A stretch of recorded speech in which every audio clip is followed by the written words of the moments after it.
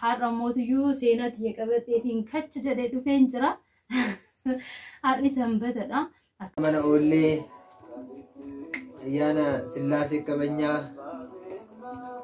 seenaan guyyaatti dhalatte qabanyaa walirra oole har'a. Waa sadi waa afur.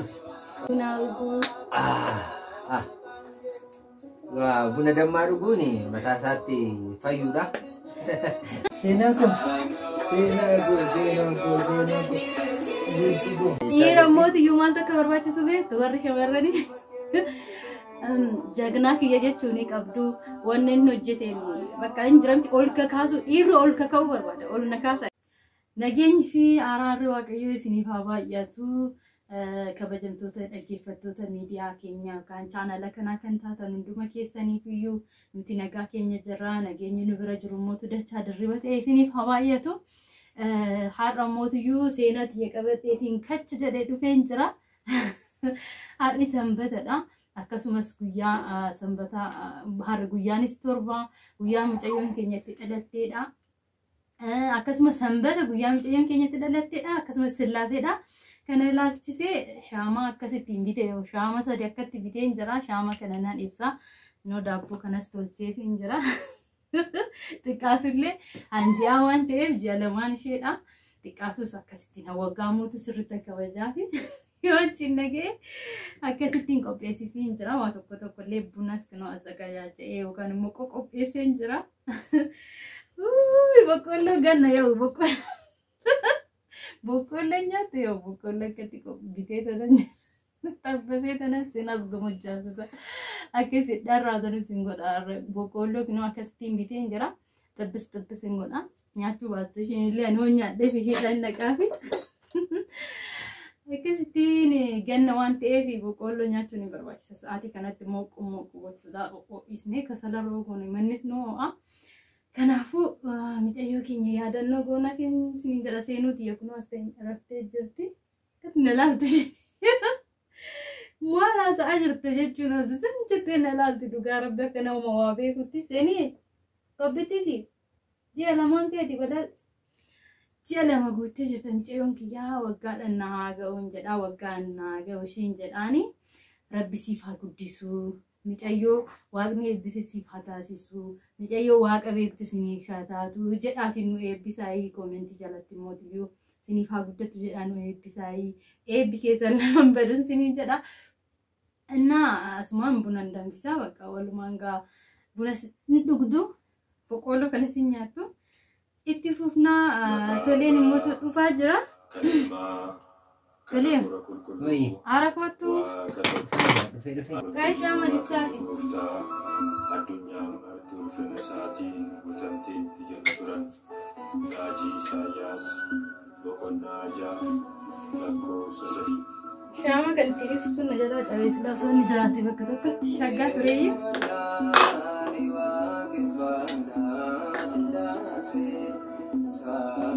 Shaama ibsee fi tanan bunaa kaa'uu jalqaba.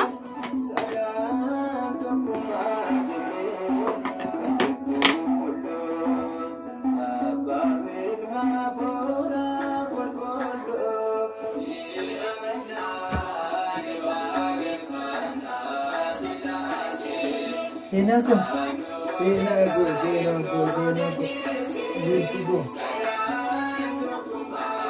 Sagantaa qophaa'edha.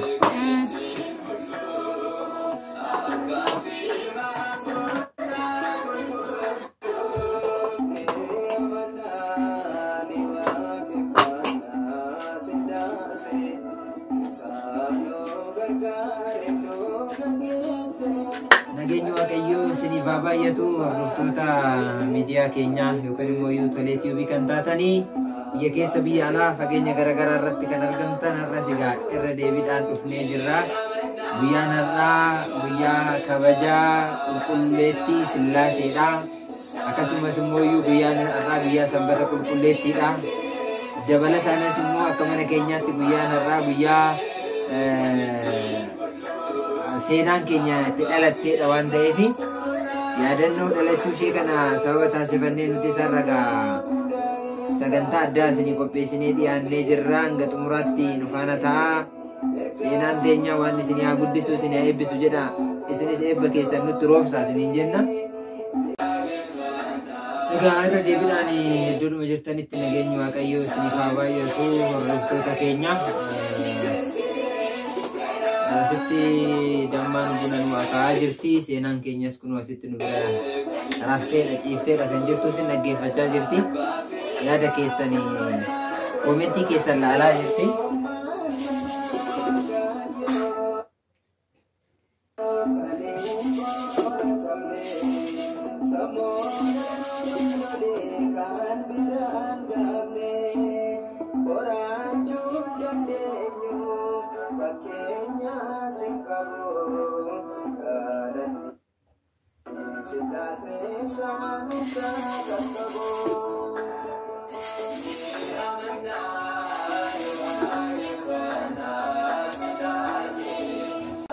Jaalatamtootaa fi hordoftoota miidiyaa keenya irra deebiidhaan nageenyi Waaqayyoo isiniif haa baay'atu. Egaa sagantaan keenya har'aa kun akkasitti bareedee itti fufaadha kan jiru.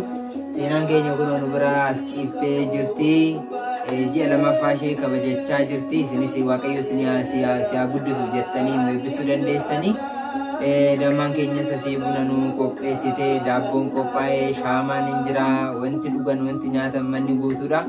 Egaa yaadachuudhaaf waggaa kana caala bareechinee akka kabajnu Waaqayyo nama guyyaa sanii yoo nu taasise ammaaf immoo sagantaan jiru ji'a isaa eegnee guyyaa 60 lakkoofsisuun waan salphaa miti. Seenaan teenya gadhalattee guyyaan 60 kan jiini lammaffaan ishee har'adha. Egaa mee akkamitti yaadatta dammaa kun? Waan guyyaa sanii waan dabarsite wajjin. Osoo danda'ame guyyaa sana yoo yaadate guyyaa kabajanii namaan jedha. Jedhe mootiyyuu yeroo sanadha kan inni dagatamu. Kana mootiyyuu kan taasisu Waaqayyodha. Waaqaaf immoo galata galchuun hin barbaachisa. Guyyaan isheen jedhatte immoo akka tasaa ta'e Sillaasee waan oolle. Guyyaa Sillaaseeti. Guyyaan har'aas immoo Sillaaseedha akkasumas sanbata waan ta'eef nuyis mana waan oolluuf mucaa keenya isa asumaan kabajaa oolle jennee baay'ee das nama jedha. Guyyaa sanbataa mootiyyuu manatti yoo akkasitti hin faafaa jedhan das waan nama jedhuuf asumaan maaliif mucaa keenyaafis shaamaa egaa ibsuun keenya oollee sagantaa tokko hojjennee maarsin gara keessanii viidiyoo isin ergine jennee kan nuti yaadne aga shaamaa ibsuun keenya oollee aga buna danfisuu keenya oollee baga isin guddis Waaqayyo isin haa guddisu akka isin jettaniif isiniif immoo viidiyoo kana waraabaa jirra. Kanaafuu nu eebbisaa mucaa keenya isiniif haa guddatu jedha. Bunnis danfaa jira. Boqqoolloon keenyas daabboon hin hafne boqqoolloon hin hafne boqqoolloon hin hafne wanni mana kanatti hafe hin jiru. Bunni danfaa jira. Shaamaan asitti nu ifaa jira. Seenaan teenyallee egaa zanaa jetteeti kan rafaa jirtu. Kabajaan ciisaa jirti har'a. Gara fuulduraadha kan sagalee ishee sin dhageessifnu ammaa fi dhawaata tokko lama jechaamaadha kan jirru. Egaa galanni Waaqayyoof haa ta'u kunoo Waaqni har'aan nu gahee dhugaatti guyyaa kana kabajuu jechuun waan salphaa miti. Akkuma dammaan koo dubbattee oolmaanii Waaqayyo nu oolee salphaatti jecha keenyaan dubbatamee kan xumuramu miti. Egaa akkuma isiniin jennedha dhugama dubbachuudhaaf Waaqayyo arjummaa isaa nu baay'iseeti umrii keenya irratti umrii biraa dabalee kunoo guyyaa har'aa kan haala baay'eessa ta'een akka kabajnu Waaqa nu gargaare galanni yaamicha maqaa isaaf haa ta'u. Egaa guyyaa har'aa seenaa teenya wajjiniin kunoo haala baay'eessa ta'een qophoofnee dhufnee gara keessanitti dhiyaannee jirra. Waaqayyo ji'a har'aatiinis nu ga'e haaluma kanaan kan kabajnu ta'a ittuma fufaa sagantaan keenya. Egaa kabajamtoota hordoftoota keenya bunni dhiyaachaa jira. Wanti nyaatamu wanti dhugamu manni guutuudha. Waan akkasiin waa laatamu jechuu dandeessanii eertanii qofa dubbachuudha wanti irratti hin jiru waan ta'eef itti fufaga. Aga xumuraatti nu faana ta'a. Seenaa.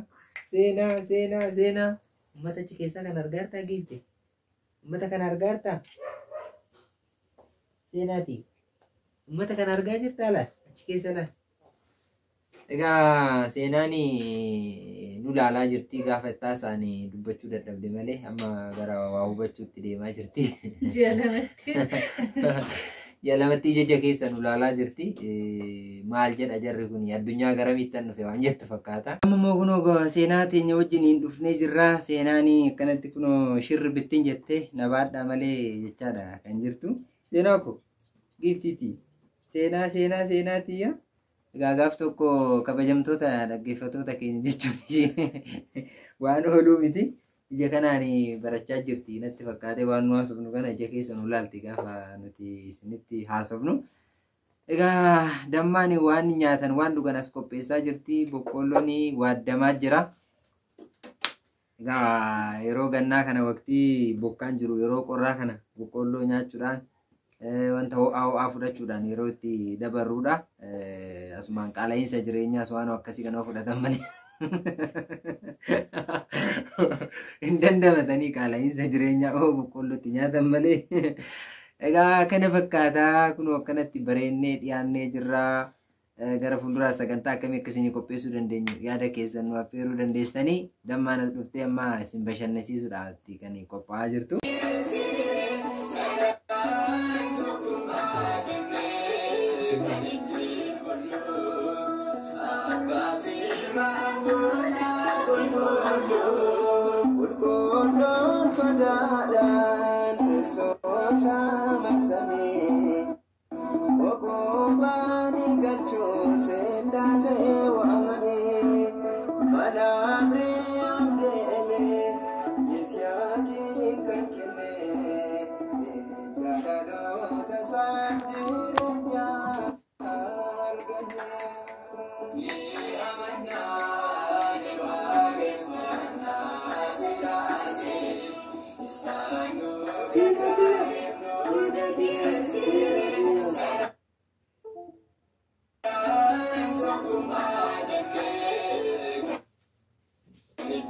Mana ulu fi hojii nakka. Har'a mana oollee ayyaana Sillaasee kabajnaa seenaan guyyaatti dhalatte kabajnaa walirra oolee har'a. Waa sadii waa afur baay'ee namatti tola. Borusa ko hojiin deemaa kan jenne. Gammachuu har'aa kana namni arge boru hojiin seenu akka hin jenne anuu na shakkaa jira. Amee bullee ilaala. Takka ko mini hoota baratan baay'ee nama godha. Bullee ilaala amee boru. Michooti har'aa kana keessaa baanee yoo mudii hojiitti seenuu na dhufe. Seenaatii qabadhee hojii seenaa. Seenii. Ara. Bakki ciibsan osoo jiraate. Ni jaayee ko wanni akkasii yannoo irratti yoon dirrijii keessaa akka ta'e beeku malee. Mootummaan kan nanni wanta akkasii godhan jiru. Maalta.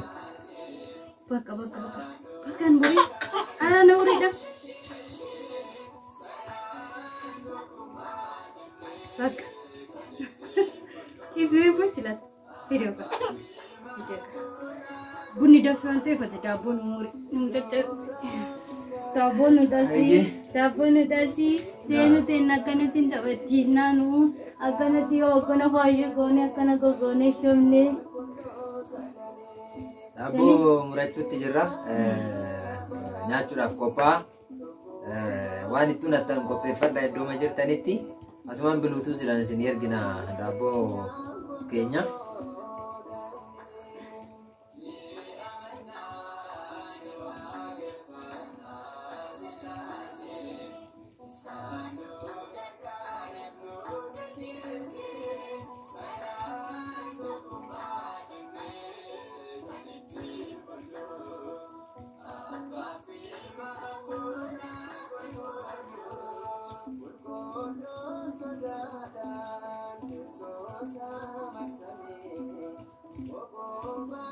Maqaa Sillaaseetiin kan eebbifame haa ta'u daabboo muraa jirraa isin biraan keenya nu eega.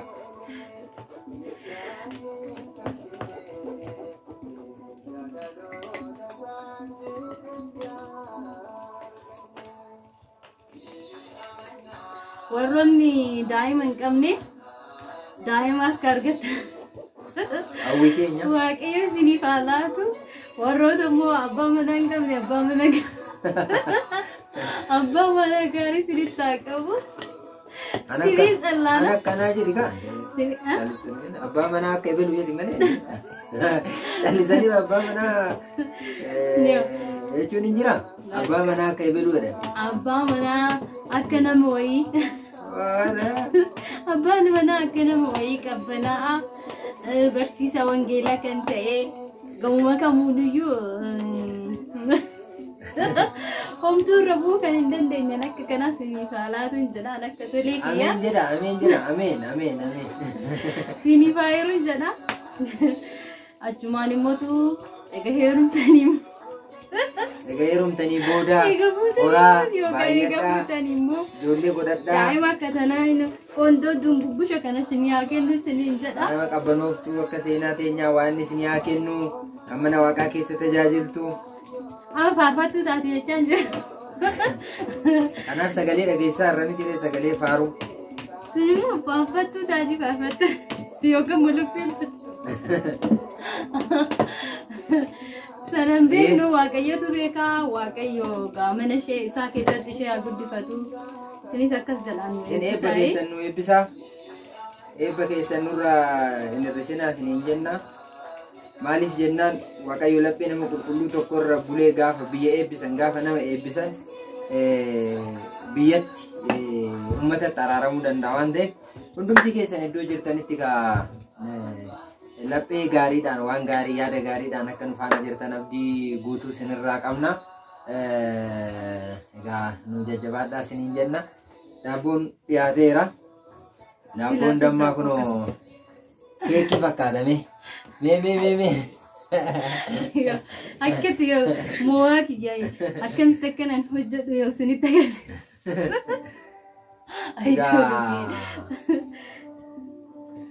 Abbaan warraa fi haati warraa sirumayyuu jireenya keessatti wal jajjabeessuu wanni jedhu tokko jira miti. Dhugaama dubbachuudhaaf dammaan koollee ogummaa qabeettiidha. Utuma ta'uyyuu baate namni gaa'ela keessatti aga dhufetti iddoo xiqqeenyarraa wal guddisee wal kaasuudha malee kan qabu waamilee wal dha'uu tokko xiqqeessuu waan akkasii sun hin barbaachisu. Gaa'ela keessatti akkuma kana dura dubbanne hir'uu nama lamaanitti walitti deebi'ee guutuu ta'a waan ta'eef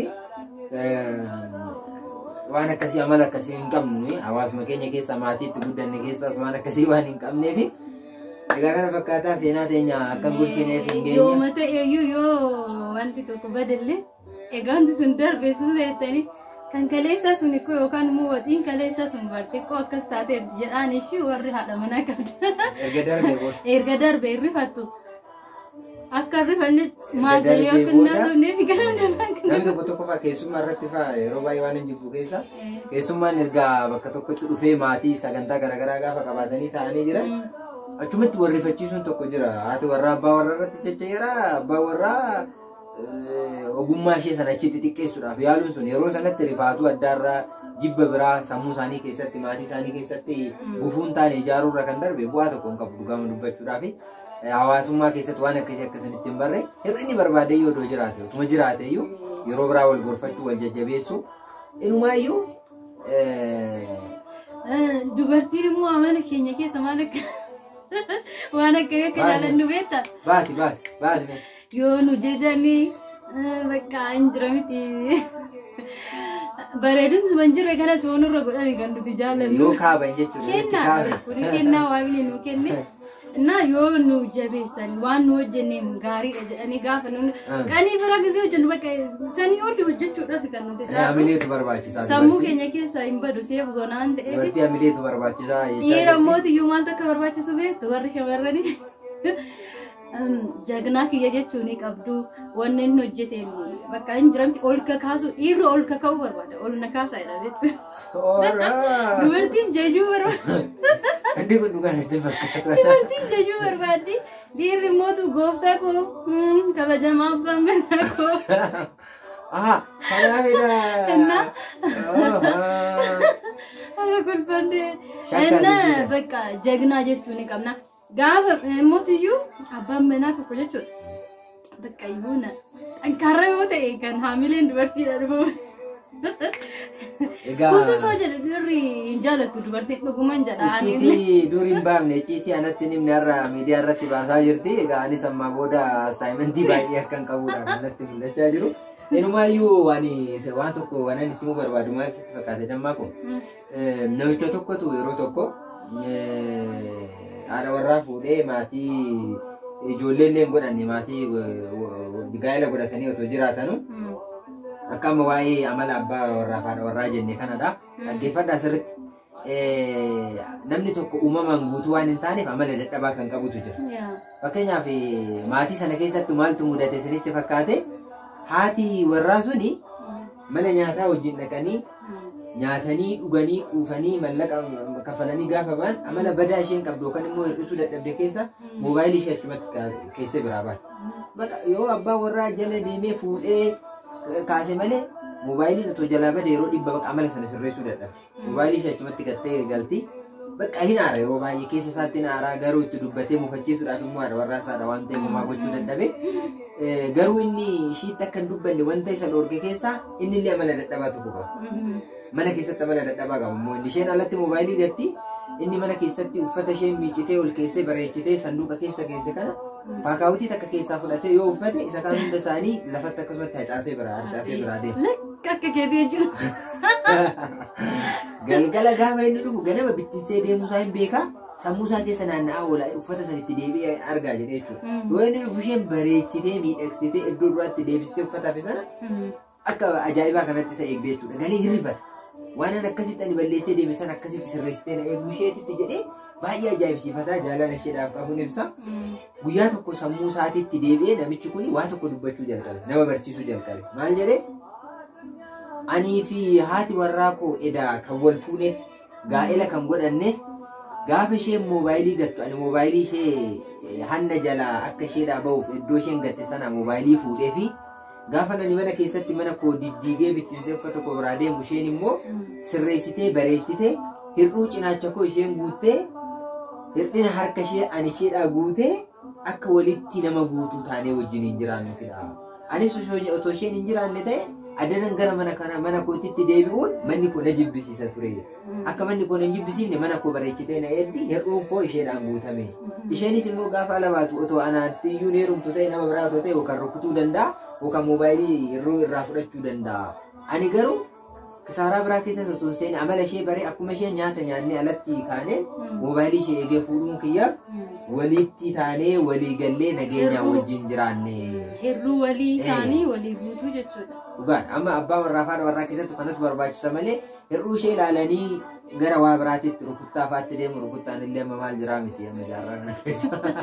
Dhugaa rabbii salii barumsa guddaadha waaqa nama hubate jechi ati amma jettee kun irratti barumsa guddaadha maali ishiin gisee hunda kan dagattuuf koo silkii ishii san gattee to'ii kisaaru fi miti ግን amala kennamni namaa jira miti inni mootii gisee hunda mana sana zarakrakuu barbaadee miti mana sana akkasitti afee deemuu barbaadee miti garuu injira miti namni haadha manaa fi abbaan manaa qoy dura dangeessa haati manaa fi abbaan manaa dadhabbii walii guutuudhaaf jalqabumaayyuu wanti abbaan manaa fi haati manaa barbaachisu hir'uu walii guutuudhaaf maaliif gaafa waaqayyo ma jalqabumaayyuu yaadate miti addaamiin waaqa uume kana jechuudha dhugaa namni dhaggeeffatan sirriitti toleen kan sinitti jedhetuun baay'ee ergaa guddaa irraa barachuu dandeessin jennee yaanna warri walii fuudhii wal fuudhaa kan jenneefis waan kana dhaggeeffachaa assaayimentii akkasii kana fudhachaati itti deemuu qabdanii. Ara kunuunsi natti baay'ate. Bakkaabeen itti baay'ateera. Gaamaa gochuun hin danda'amu nama akkanaa kadhannaadhaan argatanii. Talee bunni akkana nan buusaka. Garuu kadhannaa meeqa gootee dammaa koonaan argachuu. Gaarii gara gaafadhaa. Kadhannaa maal kadhattee subaayee maal seentee jira gaafa. Gaa'elaaf kadhannaa nuun taasifamne iyyuu maaliif taasifama ree tadi abee daabboo kiyya dhugaa rabbi inni akkatti ni baree. Seenaatii. Gandi foomiti maal godhare. Seenaatii. Zamadhee makaan garagalchaadha. Seenaatii. Baay'ee bareeda boqqoolloos tabbasaan ture. Seenaatii bareedduuti. Seenaatii. Seenaatii. Ammee hootee kaate moo? Yaa boqqoolloo akkattan tabbasaa jira. Gomojjaa. Dhaggeeffame. Bilchaatu dhagee isinitti agarsiisa. Ara gororsiisanii himmata. Ijoolleen biyya ormaa jiran fa'a biyya tokko akkoo hin jira jedhani. Biyya alaa jira jaran asin bira warri ala jirtan. Seenaa koo waleedduuti. Qalqama adii yommuu wajji oluma fuudhi. Nan tolchaa fiira.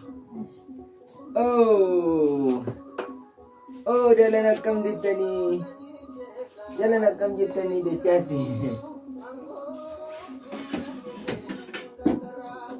Seenitti.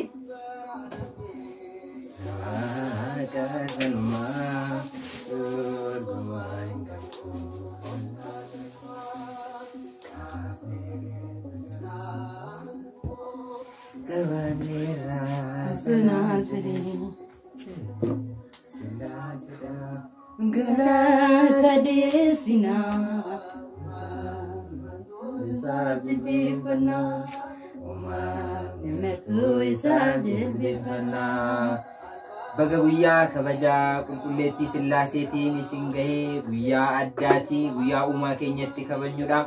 Akkasumas immoo Yuusuma filsataa keessa jirra har'a osuma jennu damaako guyyaa haati keenya qulqulleettii dubaroo Maariyaamini dhalachuudhaaf haadha ishee Haannaa fi abbaa ishee Yaaqeem gadaamessa isaanii keessatti guyyaa hafteedha guyyaan har'aa. Manni amantaa keenya agayya guyyaa torba kana sin kabajji har'a qulqulleettii Sillaasee akkuma ta'etti ta'e haati keenya qulqulleettii dubaroo Maariyaamiin maatii isaaniirraa dhalachuudhaaf Waaqayyo eeyyamee gadaamessa haadha ishee keessatti guyyaa hafte guyyaa jalqabaadha. Manni amantaa keenya guyyaa hundumaayyuu guyyaa sababa malee hin kabajju guyyaa addaadha ayyaana 4-5-6 kan kabajaa jirru. Buna isinitti agarsiisaa jirti dammaani. Har'a guyyaa baay'ee adda ta'e baay'ee guyyaa namatti toludha. Buna dhugaa seenaa teenya wajjiniin faarfachaa kan gara keessanitti sagan isinii dabarsaa jirru qophii keenya. Warri haaraa taatan immoo garana dhuftanii dhaggeeffattanii kolfitanii barattanii nurraa qofa inni isinaa subscribe godhaa, share godhaa, comment godhaa, yaada keessan nu kennuu dandeessanii namni waan gaariidhaaf yeroo walitti qabamee wal jajjabeessutti waan yaraa hojjechuudhaaf yeroo walitti qabamutti immoo waan gaarii hojjennee yoo nutis waan dogoggora qabnu walii sirreessinee waan nurraa barachuu dandeessan gara fuulduraatti dhugaama dubbachuudhaaf tana waan bareedaa simbiraan ga'uu dandeenya. Muuxannoof mudannoo keenyarraa jenneeti yaanna. Dammaanis waan baay'ee akka qopheeffattee icciitiidhaan natti himaa jirtudha kanaan argaa jiru. Keessa. Buna gede. Kanaafuu gaa irra deebi'aa. Sitti toluu dide. Rakkoon qabu. Qaasi laata. Seenaa koo buna dhunna laa buna. Qaasi kan qabaate. Buna dhunnu seenaa koo. Seenaa tiyyaa. Sanii ne. Egaa warri mooyyuu gaafa seenaa jennee yaamnu warri kana dura maqaa moggaaftanii adaraa keessan nutti hin muufatina. Maqaan hunduu akkuma baay'eetti galmaa'ee jira. Hunduu maqaa isaatiin kan waammachaa jirru nuti yeroo dhumaaf seenaa jenneen. Abbaan buna yaa'uu, abbaatiin buna haa'uu, abbittiin buna haa'uu. Buna dammaa dhuguun mataa isaatti fayyuudha. Jechuun nutti baay'ate.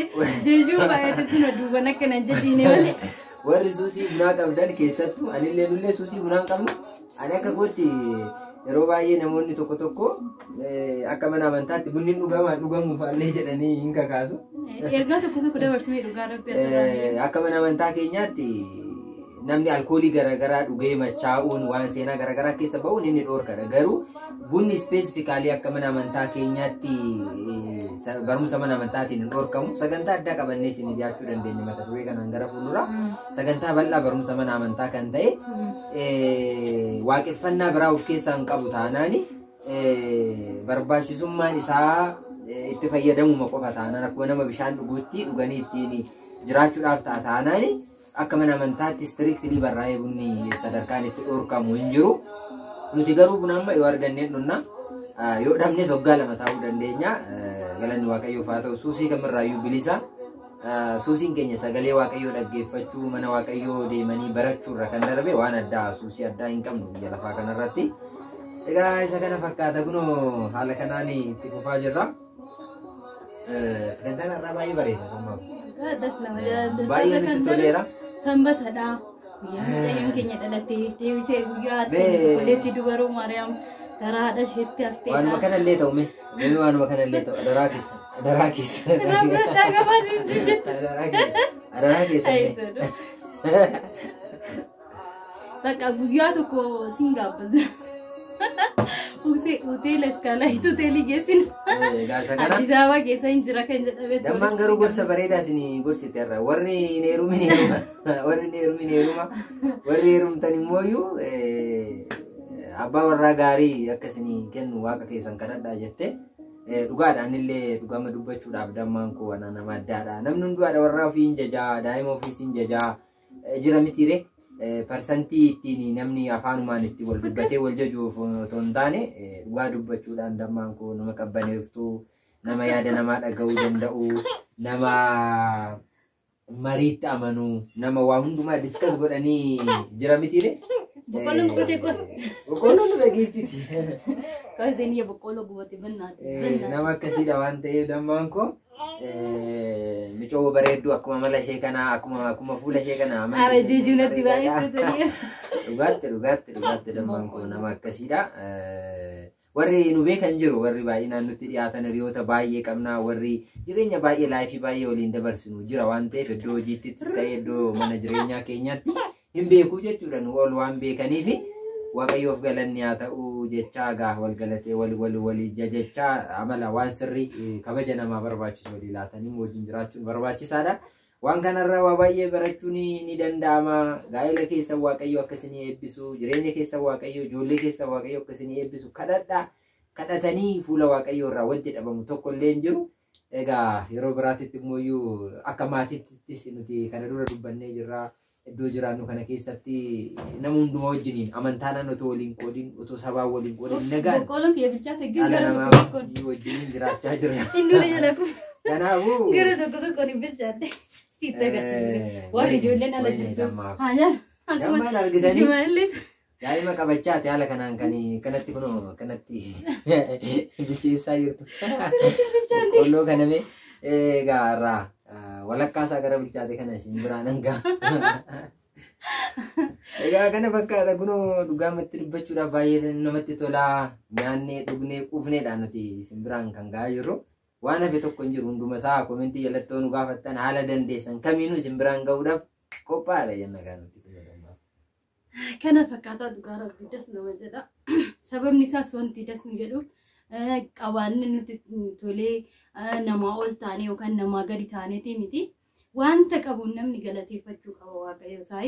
Namni kan qabu irratti yoo galateeffatedha kan itti aanu kan dabalamee laatamuufi kan qabuun yoo ati galata waaqayyoon jette kan biraa siif laata. Gan ati yoo kan qabduun galata hin jenne isa qabdu yoo jala fudhatama. Maaliif waaqayyo makliitii warroota sadan saniif kenne fakkeenya fudhachuu dandeenya. Isa shaniif kenne hojjetee xaaree bu'ee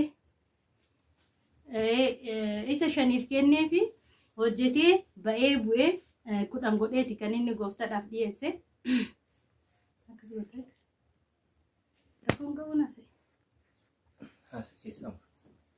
Nah, isa shaniif kennee fi hojjetee ba'ee bu'ee 10 godheeti inni gooftaadhaaf kan dhiyeesse. Kana jechuun inni lama kennameefis dabalee 4 godheeti kan inni galchee. Inni tokko immoo tuyyuu otuma hojjetiin awwaaleeti gooftaadhaaf kan inni laatee fi kanaafuu isa tokko sanaa fi waan ba'ee bu'ee hin hojjenneef isaa warra hojjetan saniif haa dabalamu jedhe. Akkuma kana waan qabnu irratti yoo waaqayyoon galateeffanne isa qabnu san irratti nu dabala jechuudha. Garuu waaqayyoon kan nu kenneef yoo galateeffatiin dhugaa rabbii waaqni kan nuuf kenne xiqqaa miti. Qaama guutuu godhee nu uumuun isaa waan guddaadha. Kana jechuun gadi bu'ee ammachee hojjetee nu kennu nuti hojjetee jijjiirama. Isa hojjennu irratti immoo waaqayyoon kadhanna. Kanaafuu waaqa dhammaarranii nayi waaqatti qabamuun hin barbaachisu yeroo kamuyyuu galateeffataa ta'uu qaba. Kana viidiyoon irraa qabamnee dhufne kunoo kana fakkaata dassi nama jedha. Gama kiyyaan fixadheen jiraadha immoo subscribe nu godha. Ara subscribe itti muddaa'e maalis lee. Ara mee subscribe godha mee sin laala ara subscribe godha mee amma Anna like warri laala artan kun warrumta malaala artan kun mee subscribe godha nama biraatiifis share godha maaliif jenne subscribe gochuu jechuuni nuti biizinasii adda addaa hojjechuuf miti waan ergaa maqajeelaa tokko illee nama dabarsuuf namni nama dhaggeeffachuu qaba miseensa maamila qabaachuu qaba namni waan gaarii hojjechuudhaaf gara fuulduraatti waaqayyoo nu gargaare waan nuti hojjennu arguu dandeessanii waan karoorfanne waa baay'eetu jira. Waan namni akka amantaatti ta'ee akka safuu namummaatitti waan baay'ee nurraa barachuu danda'udha kan karoorfachaa jirru. Oomaa nuti biyya lafaa kanarra hoo jiraannu dhugaama dubbachuudhaaf namni gaa'oo jiraatu nama walitti bu'uu danda'a mufachuu danda'a miti.